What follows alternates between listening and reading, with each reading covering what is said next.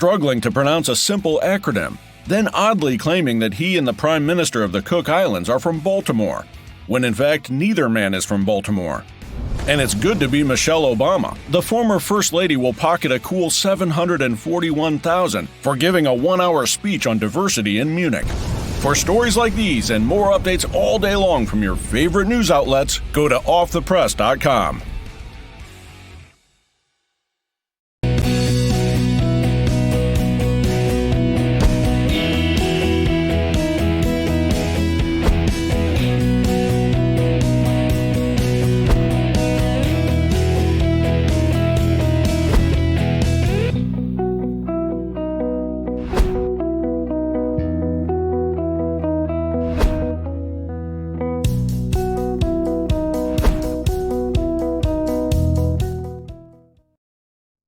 America's Voice Live, America's fastest growing news program.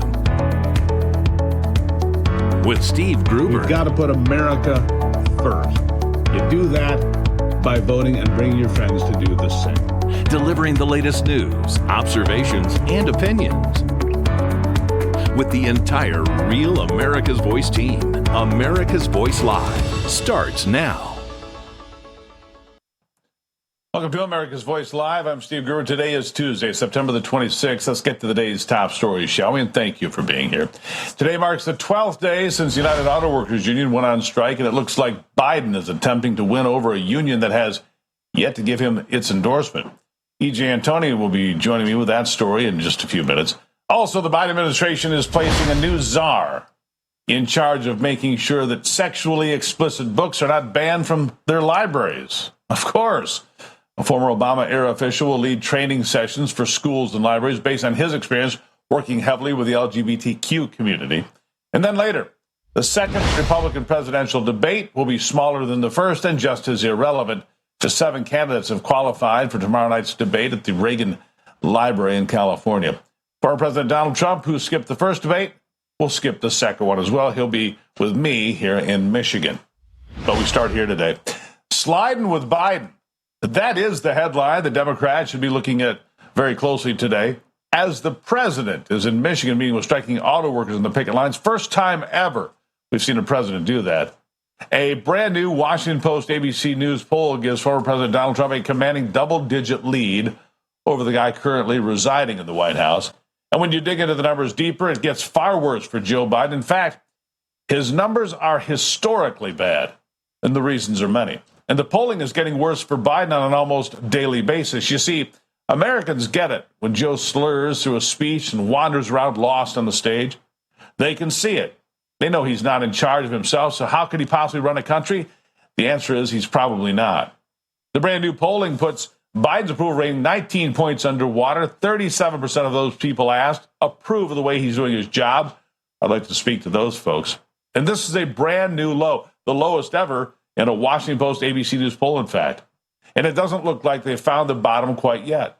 Biden, who will turn 81 in December, is already the oldest and weakest president in American history.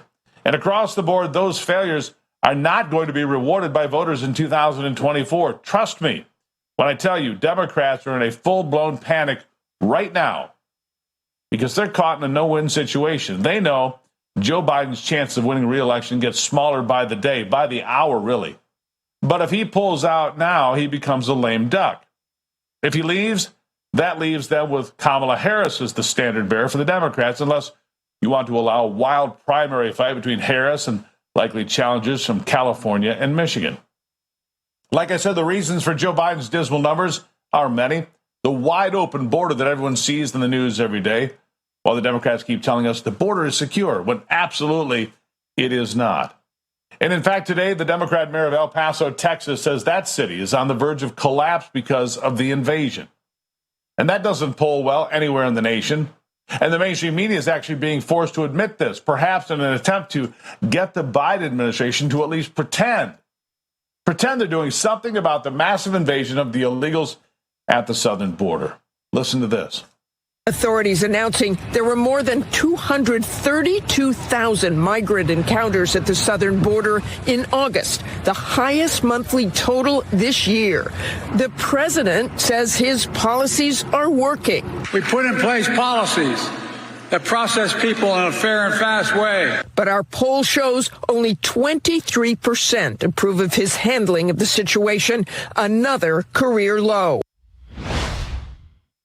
Yeah, another career low, one after another. And when President Biden says his plan is working for the border, he means it.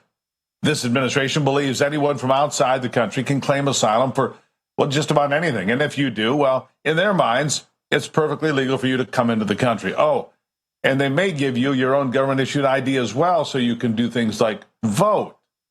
So, yeah, in his mind, it seems to be working perfectly well. But all the benefits the Biden administration is giving to illegal aliens is hurting actual American citizens that actually pay taxes, something the Biden administration doesn't expect the millions of illegals who have already entered this country during his presidency to do ever.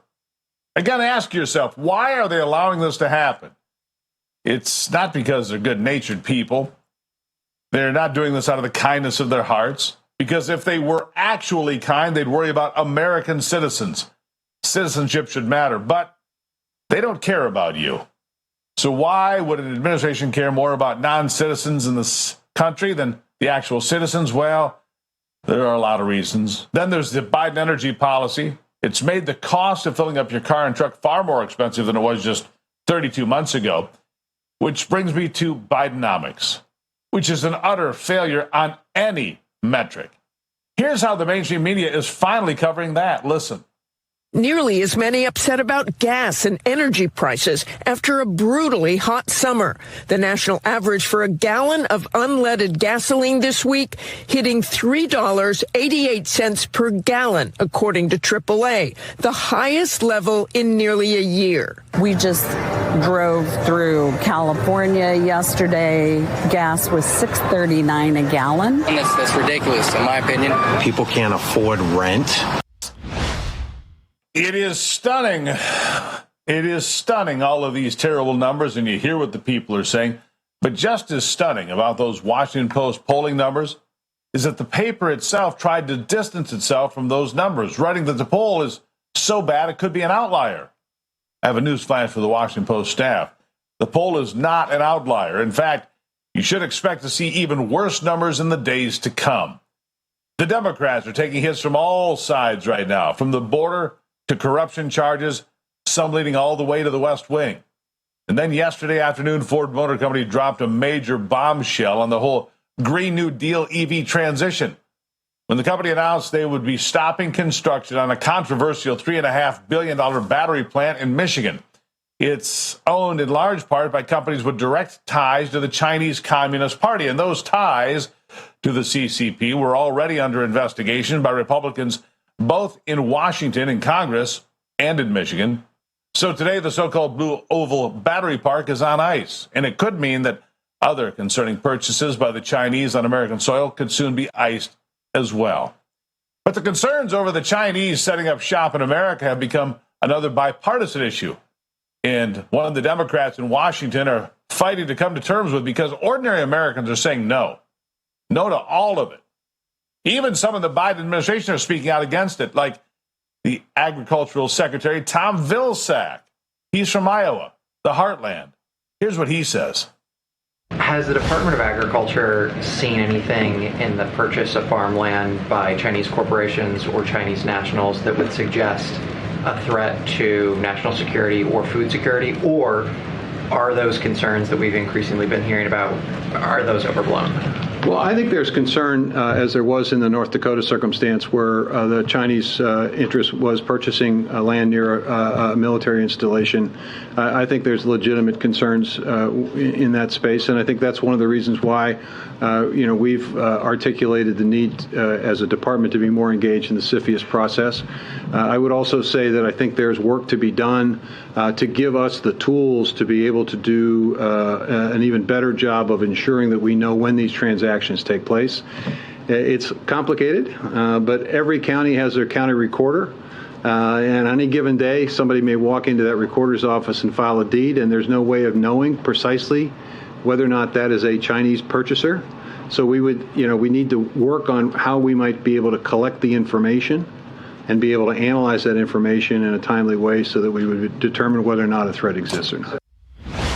It doesn't sound like the administration has that all under control. Now, does it? And the UAW strike now in its 12th day has spread to dozens of facilities in 20 states, and that's why Biden flew to Detroit. Landed just a short while ago. But the union vote in America is getting smaller, and the support for Biden across the board is getting weaker. And the Democrats also know the polls are not looking great for them, no matter where they look. Hear this. Right now, the polls head-to-head are more concerning than I would expect, but I would so much rather be in this position of having an incredible record for our president to run on. Bedwetting is what you call that. And it's bad when not a single member of the administration can articulate a coherent answer and stick with the idea that everything is great, and soon everyone will agree and sing Kumbaya and live happily ever after. Take it away, Karine.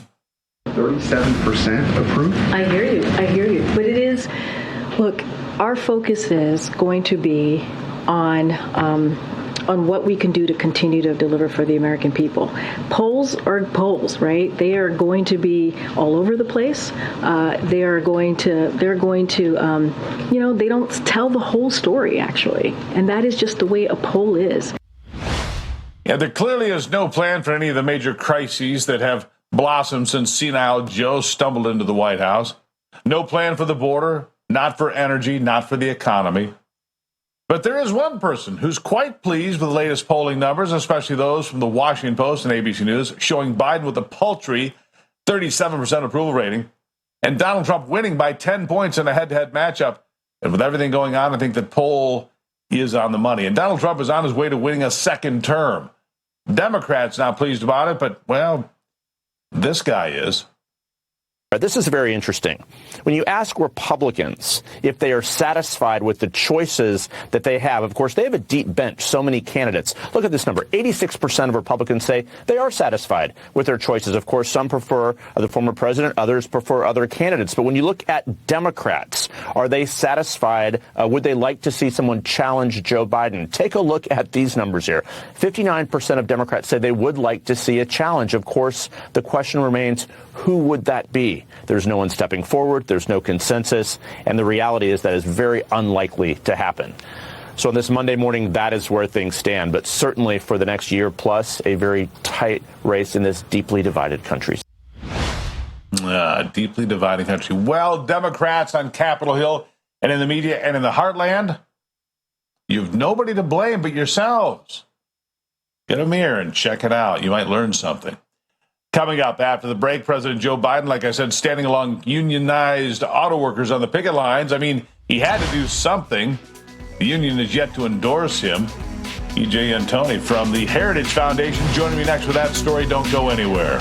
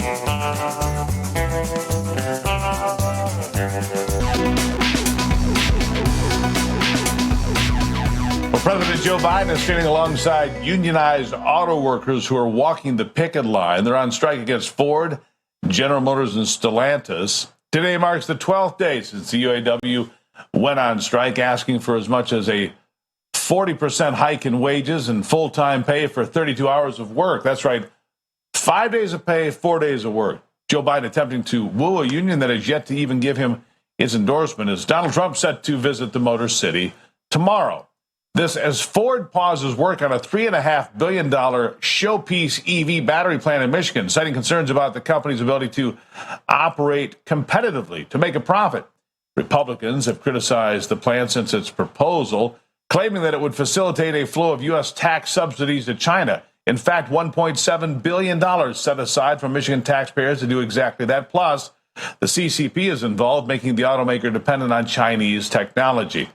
Join me live now to discuss all of this, research fellow at the Heritage Foundation and the Federal Budget Center there, E.J. Antoni. E.J., thank you for being here.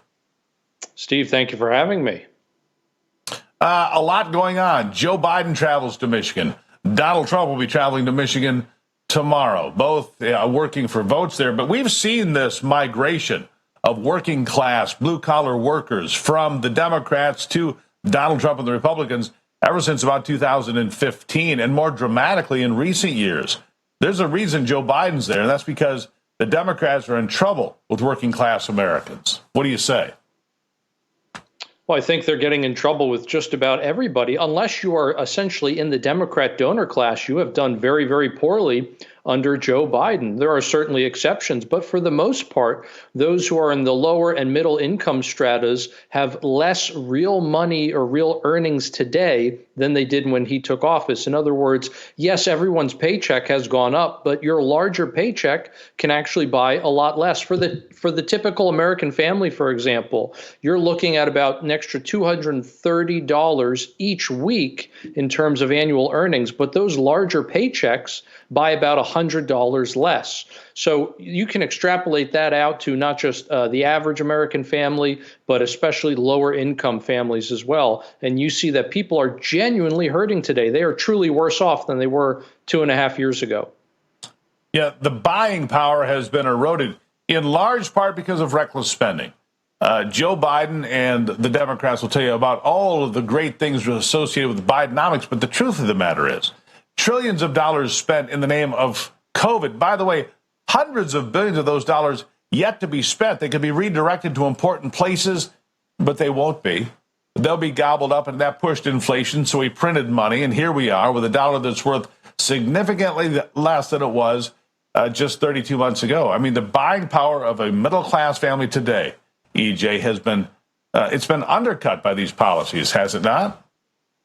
Oh, 100%, Steve. And you're right. Bidenomics is probably best defined as higher levels of government spending, borrowing, and creation of money. And there is your perfect recipe for inflation. And as a consequence of that, people, again, have become genuinely poor. And the reason for that, and this is something we often overlook, is that inflation is fundamentally a tax. It's just a hidden tax because Congress didn't vote on it and the president didn't sign it. But the fact remains that it is a transfer of wealth away from the people and to the government. And as a result of that, we have seen net household wealth grow tremendously under Biden. But that's just in nominal terms. In real terms, it hasn't budged since he took office. In other words, all of the net household wealth that has been generated by tens of millions of more people working has entirely been transferred to the government in the form of this hidden tax.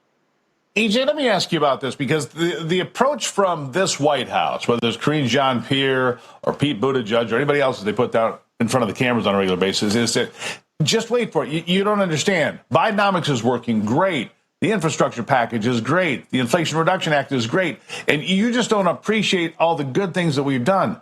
And to me, that is so condescending to the American taxpayer, to the person that goes to the grocery store and goes, my God, I can't buy much for $100 at the grocery store to feed my family, who goes to the gas pump and finds that gas isn't $2.25 a gallon like it was when Donald Trump left. It's almost $4 a gallon, higher in 10 states where it's above $4 now.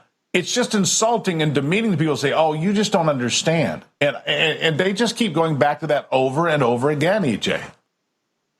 Steve, that's true. And it would be one thing if this was still very early on in the Biden administration, but we have had 2.5 years now of these policies. It's much like how in the current NFL season, we just wrapped up the third weekend of games, and there are a lot of commentators talking about certain teams and saying this team is better than its record or worse than its record. In other words, it's too early to tell. We don't have enough actual numbers and raw data in to really definitively say who is a good team or who is a bad team in some of these cases. That might have been the case in the initial half year or even year of the Biden administration. At this point, we have plenty of data to make a full and accurate assessment. And that assessment, unfortunately for the American people, is failure.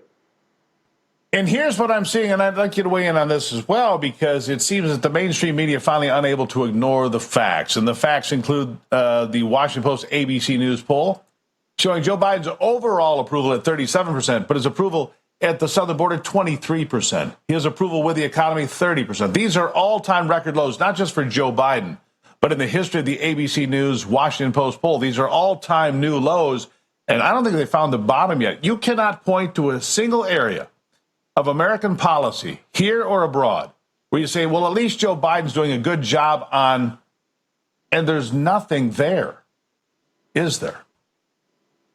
Steve, it's a great question. I think one of the reasons why the poll numbers have even lower to go, and take this with a grain of salt because I'm a monetary scientist, not a political scientist, but I think the polls have even lower to go because we haven't seen a lot of these catastrophes happen at once. In other words, we had the disastrous Afghanistan withdrawal, but it was not at the exact same time that inflation went over 9%, for example. And while inflation overall has come down, real wages remain negative, and home prices, we just got more data out this morning, are at a new record high. And so once you start having more of these disasters happen concurrently, I think that will just encourage more people to pile on, and the president's poll numbers are going to go even further down.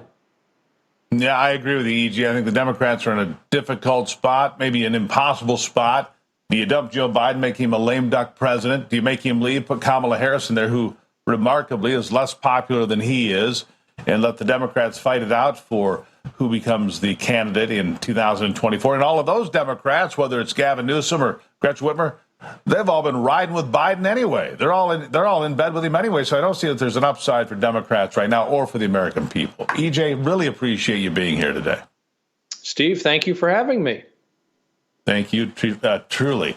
All right, after the break, the Biden administration is placing a new czar in charge of monitoring the efforts of some schools to remove sexually explicit books from their library shelves. Bridget Ziegler will be joining me to look deeper into this coming up on ABL.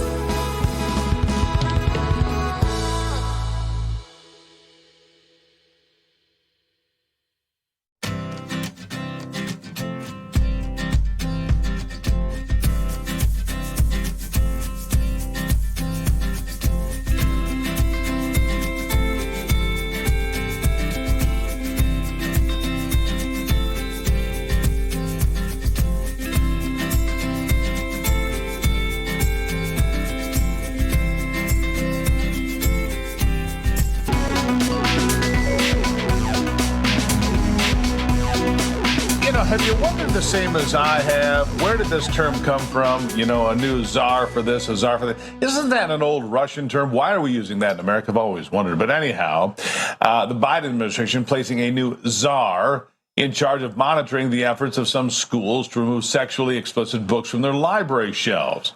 Former Obama-era official Matt Nosanchuk has been chosen to lead oversight in the Office of Civil Rights as the Education Department refers to the book bans as, quote, threats to student rights and freedoms.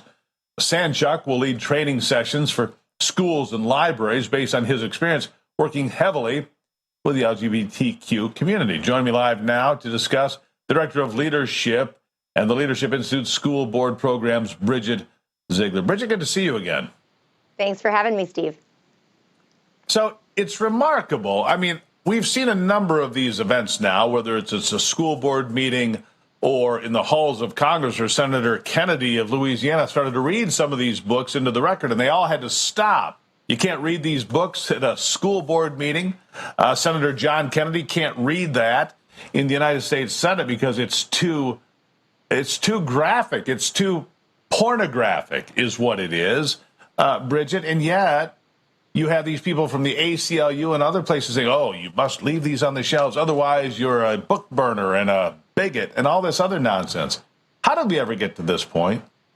Oh, I think there's a lot of ways that we've ultimately seen special interest groups at the highest level of government really infiltrate a lot of different institutions, and K-12 being a significant one. And something that has outraged many people, including myself, across the country, because they're exploiting public education, which serves a very important purpose. But most importantly, they're exploiting young, impressionable minds and a captive audience. And they're using our public education institution to do that. And now, when parents are activated and advocating for their children, you have the Biden administration that is so incredibly out of touch on a number of fronts, but here now trying to focus on hiring a book czar to try to intimidate, in my mind, local public officials who are responding to parents' constituents' concerns. And so, again, when we have proficiency rates as low as we do, is this really the role? Well, I don't think the federal government should have any role in local issues like education. But when you see the proficiency rates that we have in the Biden administration utilizing resources, it's just another example of the weaponization of federal agencies. Well, it is the weaponization of federal agencies. And instead of dealing with raising the rates of proficiency, what we see is lowering the standards for students, Bridget. I just heard a story from Baltimore. 13 of the high schools in Baltimore did not have one single student that was proficient in math. Not at any level of proficiency, not at the minimum standard. Not one student in 13 different Baltimore high schools. Now, that's math. But here we are lowering standards to say, well, Johnny's not dumb. We can help Johnny out by lowering the standards. Johnny, can you do 1 + 1? No, well, that's because he wasn't, treated well as a child. Whatever this is, stop it. This is not what they do in China or Germany or India. Raise the standards, raise the bar. But here in America, my God, throw out all the standards and just let them, do whatever, I guess. It's embarrassing to me, the son of a school teacher. I can tell you that. It's actually truly setting these children up for failure. And that's what's such a disservice. It really is criminal when you consider how much money that these public education institutions are taking from taxpayers and putting that kind of result out there. Sadly, Baltimore schools have a history of this, not just this year. Reports go back as far as 6 years where they've had this level of lack of proficiency. We see reports in New York about the lowering of standards. We see reports in Illinois. So this is an issue across the country. And really, like I said, it's setting up these students for failure. Human beings want to rise to the occasion. When you elevate and increase those standards, you will be surprised that children can, in fact, achieve their God-given potential. But for some reason, there's a continuation of lowering standards and then utilizing that time and space to promote and push a radical agenda. And one of the worst parts of this is the left's attack on schools of choice. If the kids are going to schools that are government schools that are failing, give them the opportunity to get out of there and find a school that will serve their needs. Teach them to read, teach them to write, teach them to appreciate the American experience, but instead they don't. That's the teachers' unions doing real damage to kids as well. I got about 20 seconds. I'll give you the last word. Well, listen, school choice is something you see parents across the country speaking out about. It's stories like this that really just add to the talking points of why school choice is so important. Parents ultimately need to be in the driver's seat for their child's education, not the government. Absolutely, and that's what happened in Virginia. Look for more of that to happen across the country. Bridget Ziegler, always appreciate you being here. Good to see you, Steve. Have a good one. Thank you. All right, coming up after the break, 7 candidates will be part of a second Republican debate, but Donald Trump won't be there. We'll have Floyd Brown here to discuss that next on AVL. Does it matter at all? Maybe. Floyd will have an opinion when we come back.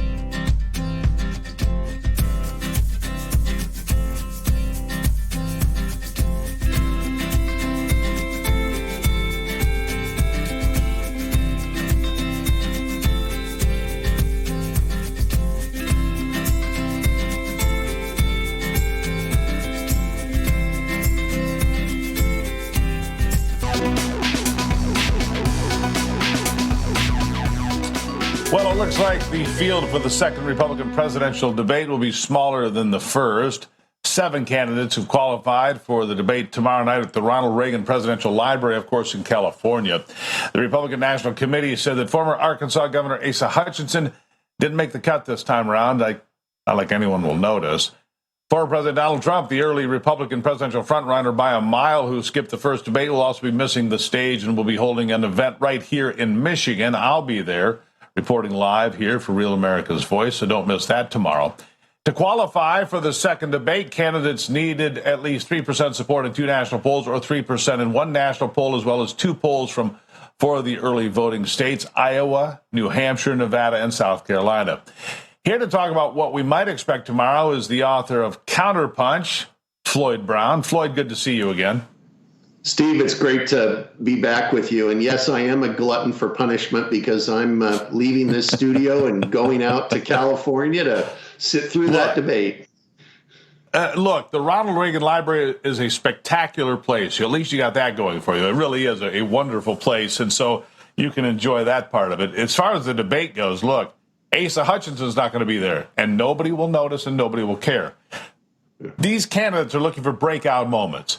Vivek Ramaswamy had, a fairly strong performance the first time. Nikki Haley, not too bad. But look, are they playing to be president or playing for a spot in a cabinet or to be an ambassador? What's the real game here, Floyd? Yeah, well, I think that the truth is if they're playing for a spot on the ticket or in the cabinet, they probably should spend less time attacking Donald Trump because he is going to be the nominee. I mean, he's at almost 60% with Republicans.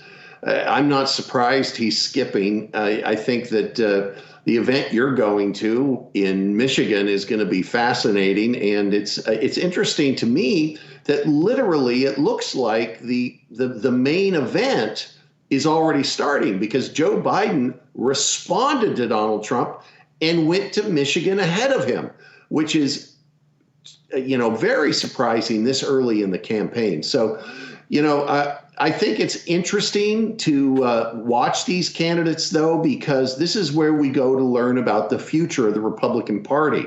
And the last debate was almost a flashback in the sense that you really were almost going back to the future with the candidates sounding like Republicans from decades past. It'll be interesting tonight to see how they change their messages or if they do anything to try and break out of the pack, but we haven't seen it so far, Steve. No, and look, Donald Trump is in a commanding lead, 40 or 50 points there. But the most important poll of the week came out from the Washington Post, ABC News, showed Donald Trump beating Joe Biden 52 to 42%. Both the Washington Post and ABC News said, well, it's probably an outlier poll. Strange, considering all the other numbers in that poll are in line with current numbers elsewhere. Joe Biden's approval rating, 37%. Joe Biden's approval rating when it comes to the border, 23%. That's in line with a bunch of other polls. And I just saw a Harris X poll come out, I believe, earlier today, has Donald Trump with a 5-point lead. And the critical thing here, Floyd, is that Donald Trump is breaking past that 50% threshold. Democrats, I swear, are panicking. They may not be doing it out in public, but behind closed doors today and every day, they're panicking because they don't know if Joe Biden's going to fall down, say something completely ridiculous, make a fool of himself. They don't know, and they're scared to death that he's going to stay in the race, and they're scared to death what to do if he leaves the race too early. They've got nothing but problems, Floyd. Yeah, I'm not surprised they're panicking. I mean, out in California, gasoline prices are over $6 a gallon. Here in Arizona, they're over $5 a gallon.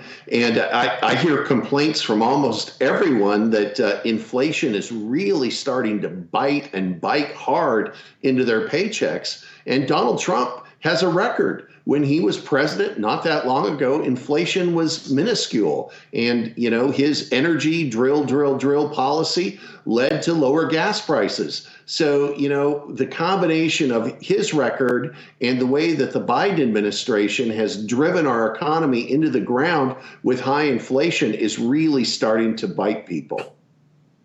Well, and here's the other really telling part of this story right now, Floyd, to me, is that the mainstream media, and I identified this about 3-4 months ago, there was a shift in the narrative about 3 or 4 months ago about Joe Biden. Basically, he was no longer off limits. They could say some things about him, and it's beginning to get more ratcheted up every single day. They talk about the border. They talk about Bidenomics. They talk about the failures of Ukraine. All of this is coming out, and the mainstream media is actually talking about all of these things and putting out these polls that are just, to call them dismal would be too kind, right? Yeah. Well, in my 40 years in politics, I've always said that 24 hours can be an eternity. And I wouldn't be surprised to see President Biden pull out of this race at some point, and then the Democratic Party will turn to someone like a Michelle Obama to be their candidate. So I don't know if it's going to be a rematch of Biden versus Trump, but it sure looks like Donald Trump is going to be the Republican nominee at this point, irrespective of the debates. And so, I'll enjoy the Reagan Library and I'll listen to the debate, and we'll learn something about the future of the Republican Party. Yeah, right now, Donald Trump is certainly going to be the Republican nominee. It's almost impossible to conceive of any other outcome unless he has some sort of a medical emergency. That's the only way Donald Trump is not the standard bearer for the Republican Party. And for the Democrats, look, Joe Biden can't hide under the couch. He can't be hiding and lying like he did in 2020. Furthermore, possible lead candidates, if he's not in the race, include Kamala Harris, who's closely tied to him, Gavin Newsom, who supported everything that he's done. Gretchen Whitmer, who famously said, I'm riding with Biden. None of the other Democrats have a prayer either because they're so closely tied to all these terrible policies. Last word, Floyd. Yeah, I think Donald Trump is the nominee, and I actually think that at this point he's in the driver's seat to win re-election or a second term. Yeah, and win big. Floyd, thank you for being here. Those are the tea leaves today, sir. Thank you. It's always great to be with you. One last thing, Steve, if I can interject here, and that is I've heard from people in the Republican National Committee that if this race doesn't start shaking up soon, this will be the last GOP primary debate. Well, why would you have another one? We'll see what happens, Floyd. Thank you. All right, there you have it. You heard it here first. The last debate could be tomorrow in California. Now, coming up after the break, car thefts out of control in Oakland, California. That story up next. Don't go anywhere.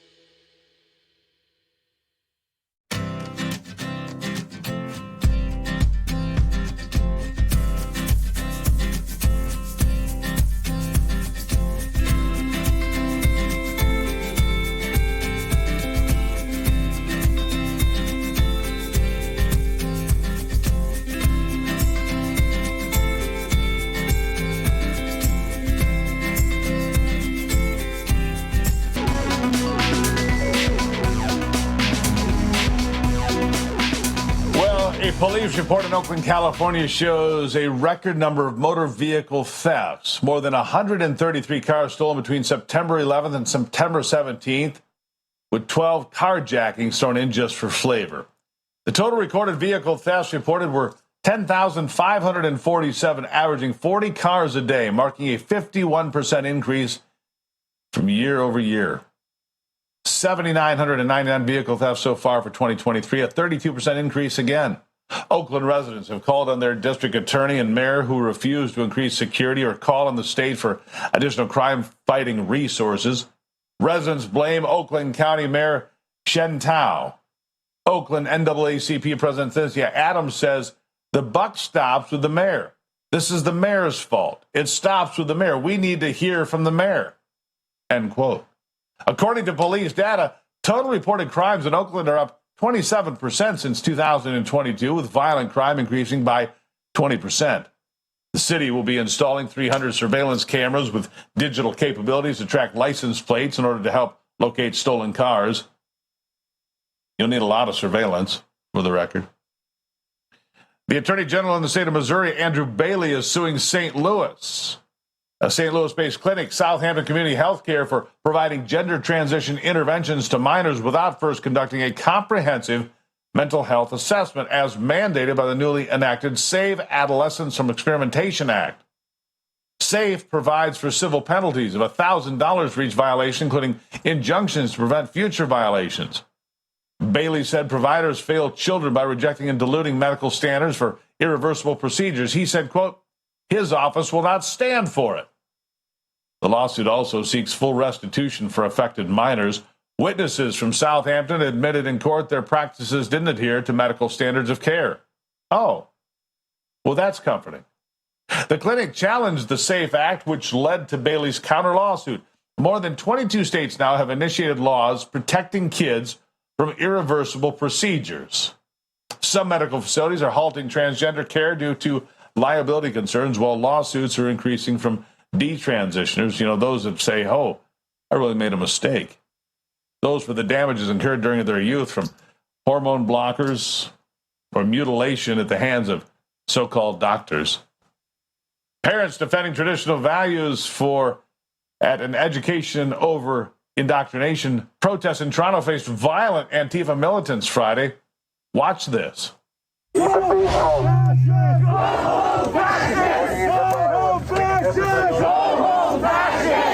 streets are our streets! These streets are our... Cut it out, guys. Keep it peaceful. Keep it peaceful. Keep it peaceful.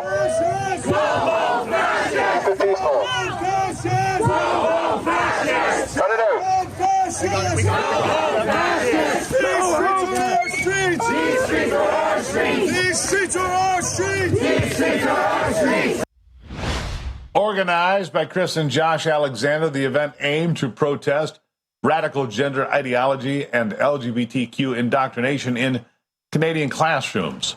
Hundreds gathered peacefully at Victoria Park College Institute and Annunciation Catholic School until Antifa, Trantifa, and agent provocateurs arrived, initiating violent physical confrontations.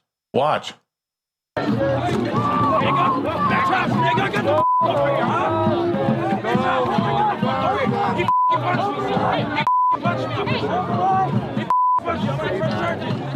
minor, bro. I'm a minor.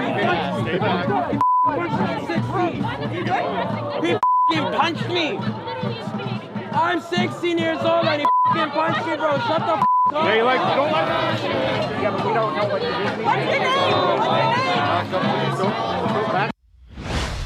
The organizer's 16-year-old brother, Nick Alexander, punched by a masked Antifa member, naturally, who was later unmasked by police. Toronto police also arrested Nick Alexander, allegedly for not following orders.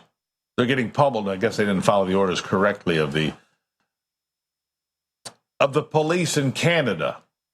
The same ones that stood up and gave a standing ovation to a Nazi this week in the Canadian Parliament. We'll get back to that this week, I can guarantee you. Approximately 200 students participated in a spontaneous mass baptism during an Auburn University Unite Auburn worship last week. Remarkable. The event featured Christian performances and speakers with more than 5,000 people in attendance.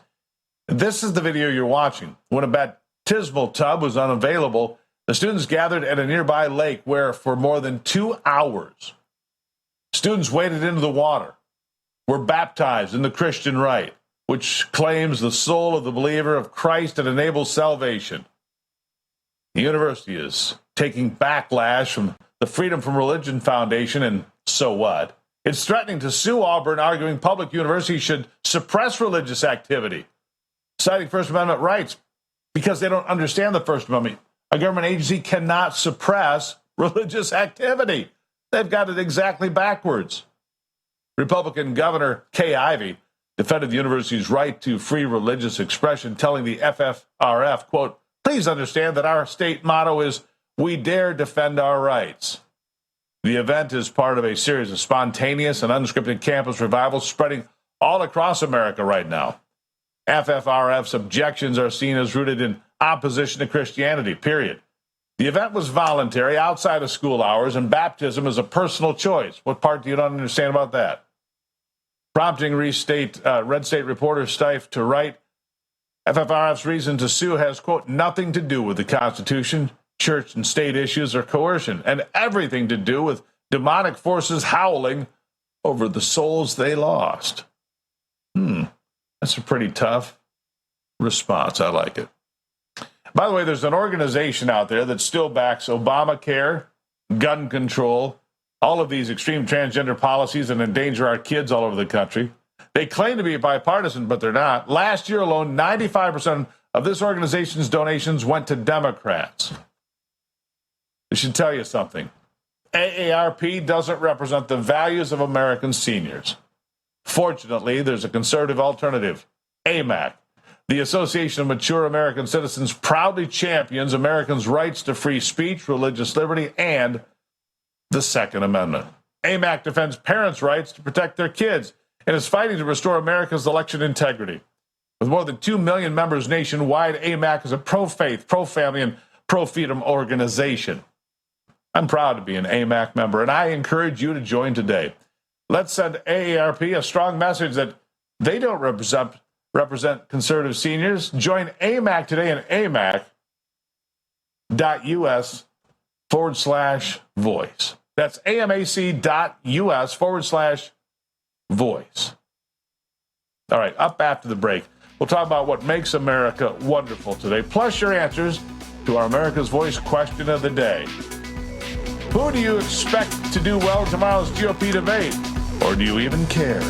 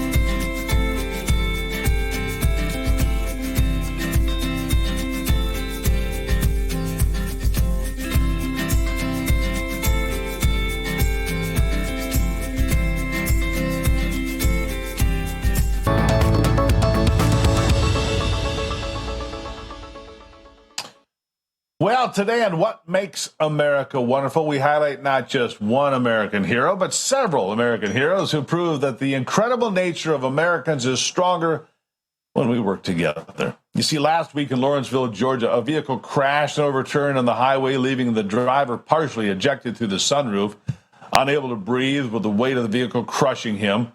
A police officer, Sergeant Michael Peterson, was close by when the accident happened. He wasted no time jumping into action. Watch this.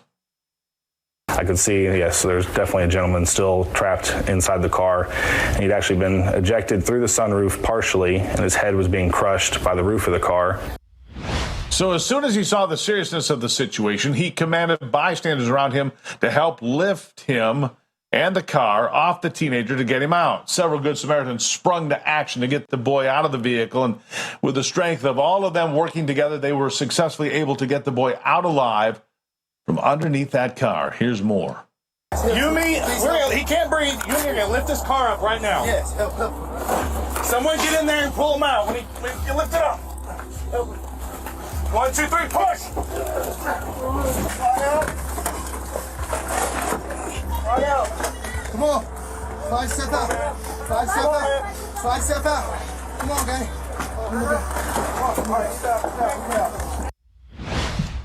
What makes America wonderful is the power that we have when we work together to help those in need. And there's another great example. Hats off to all of those fine folks working together to save that kid's life. All right, question of the day. Who do you expect to do well in tomorrow's GOP debate? I can only imagine the answers here. Randall Johnson, Donald J. Trump. Randy, you're probably right about that. Trump will win again. Thomas Piper, they all need to quit and support Trump to save America. Barbara Tickle writes, we will see. Well, some people will see. Most will not, apparently. Steve Nilly, who cares? I won't be watching it. Cynthia Cook shares Trump 2024. Sandy Slusarsky says Trump, and Corinne Castleberry. Vivek will do better than all of the rest put together. He is very smart and speaks a lot like President Trump. Well, there you go. Again, I will be at the Trump event tomorrow, covering it in person for you here on Real America's Voice. A lot of special coverage from Michigan, where the strike is ongoing. Joe Biden's here today. Donald Trump's here tomorrow. Popular place, this place I live, called Michigan. Drop me a note at stevegruber.com. If I get a chance to ask the president a question, what would you like me to ask President Trump? Go to stevegruber.com, drop me a note. See you tomorrow here for the Steve Gruber Show, and then back for AVL.